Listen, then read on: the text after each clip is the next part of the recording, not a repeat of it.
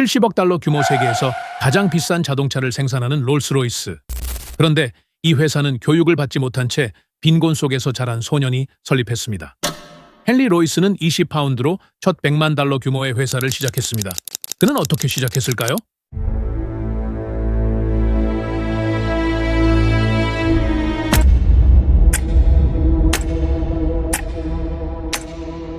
(1863년) 영국 중부 알트레스트에서 가난한 밀러의 아들로 태어난 헨리 로이스. 그의 아버지는 밀가루 사업을 했지만 사업에 실패하고 채무로 빚을 갚지 못해 법정에 서기도 했죠. 헨리는 어린 시절 따뜻한 침대 대신 밀가루 패를 깔고 잤습니다. 그래서 헨리는 정규 교육을 거의 받지 못했고 집안 생계를 위해서 학교를 1년만 다닌 후 그만두고 신문 배달, 우편 배달, 양초 공장 등 어린 나이에 자비를 전전했습니다. 헨리는 양초 공장에서 일하면서 양초를 반듯하고 정확하게 깎는 걸 좋아했습니다.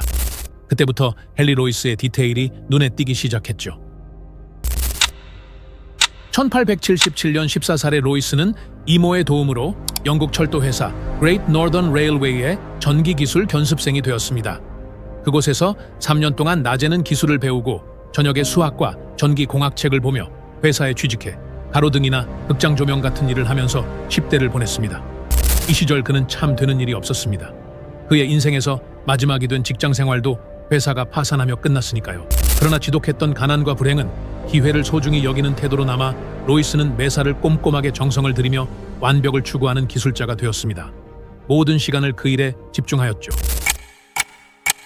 1884년 21세의 청년이 된 로이스는 친구와 함께 런던의 외딴 골목길에 작은 전기 부품 가게 로이브 앤 컴퍼니를 차렸습니다. 그간 모아둔 20파운드와 친구가 투자해준 50파운드를 합해 사업을 시작한 것이었죠. 가게에서 숙식을 해결하고 하루 종일 일과 잠밖에 없던 파트너와의 사업은 꾸준히 성장해 10년 뒤인 1894년 발전기와 전동 장비를 생산하는 회사가 되었습니다. 5년 뒤인 1899년에는 로이스 리미티드로 사명을 바꾸며 맨체스터에 생산 공장을 세웠습니다. 그러던 1900년 로이스의 사업에 위기가 찾아왔습니다. 미국과 독일의 기술 신장으로 주력 상품인 전동 장비의 시장 경쟁이 갈수록 치열해졌던 것이었죠. 사업의 방향을 바꿔야 할 때가 온 것이었습니다. 이때부터 그는 새로운 사업 아이템을 연구하고자 프랑스로부터 신기한 물건들을 사들였습니다. 그건 바로 자동차였죠. 그러나 바다 건너온 프랑스의 차들은 헨리의 기준에 미달이었습니다. 완벽을 추구하는 그는 몇 번의 작동만으로 개선해야 할 점들을 파악했고 이내 자신만의 자동차를 만들어야겠는 결심을 합니다. 그 결과 1904년 2기통 엔진의 자동차 3대가 만들어졌죠.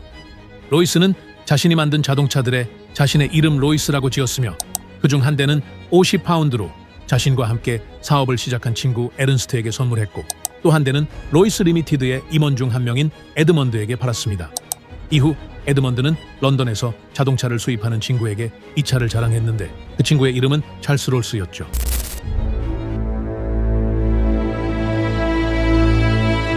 사실 롤스로이스는 헨리 로이스 혼자서 만든 작품이 아닙니다. 찰스 롤스라는 사업 파트너와 함께 만들었죠.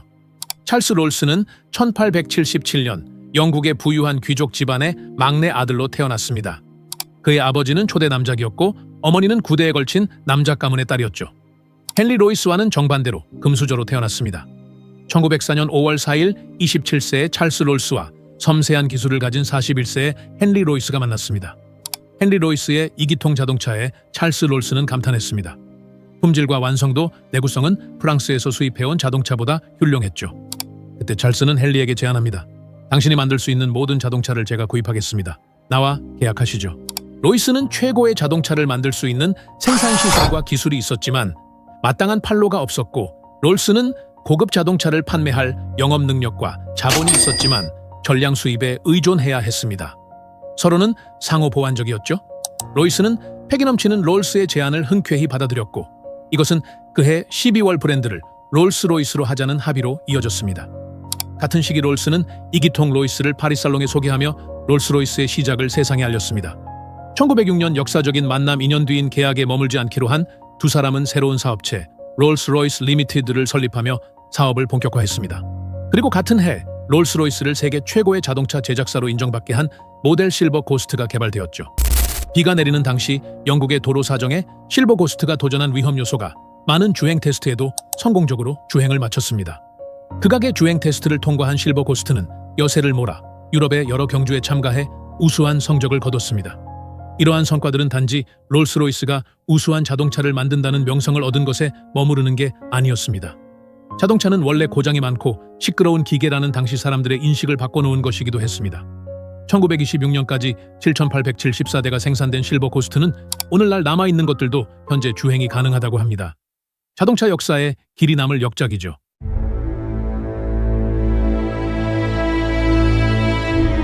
하늘을 날고자 했던 미국 출신 천재들의 청년들을 만난 찰스 롤스는 1909년 어느 순간부터 모든 관심이 비행으로 향하며 자동차 사업에서 멀어졌습니다.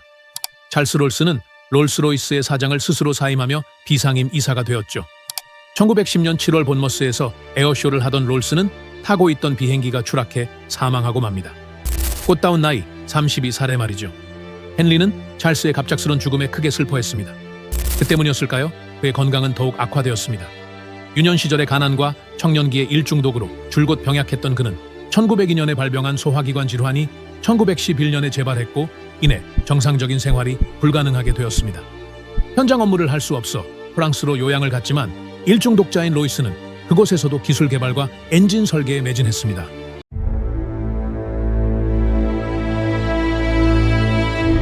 (3년) 뒤인 1914년 1차 세계대전이 발발했습니다. 영국 정부는 롤스로이스사에 항공 엔진 개발을 요청했고 실버 고스트 엔진은 곧장 전투기의 심장이 되어 전장을 누볐습니다. 거리에서 허기진 배를 움켜쥐며 신문을 팔던 소녀는 위대한 기술자가 되어 왕의 자동차를 만들고 전쟁에서 이기게 한 엔진을 개발하며 조국을 기술 강국으로 우뚝 세웠습니다. 1930년 그는 평생의 공로를 인정받아 대영제국 남작의 자기를 받았습니다. 그리고 그의 마지막 1933년 4월 22일 70세의 헨리 로이스는 자택에서 눈을 감았습니다. 그는 죽기 전날마저 작은 종이에 자동차용 충격 흡수 장치를 스케치했고 그것을 회사에 전해줄 것을 당부했죠. 무엇보다 그들의 마지막은 무척이나 그들다웠습니다. 100년이 넘는 세월 속에도 그들의 이름은 전 세계적으로 널리 사용되고 있습니다. 거리에서 허기진 배를 움켜쥐며 신문을 팔던 소녀는 꿈을 포기하지 않고 끝까지 걸어온 삶의 흔적이 남아 있습니다. 오늘은 여기까지입니다. 하지만 기억하세요. 하루에 고작 10분. 그 사소해 보이는 시간이 일주일이면 70분, 즉 나도 모르는 사이에 1시간이 넘는 지식이 쌓입니다. 영화 30편을 볼 수 있는 시간, 책 20권을 읽을 수 있는 시간, 구독하시고 영상 알림까지 시청해 주셔서 감사합니다.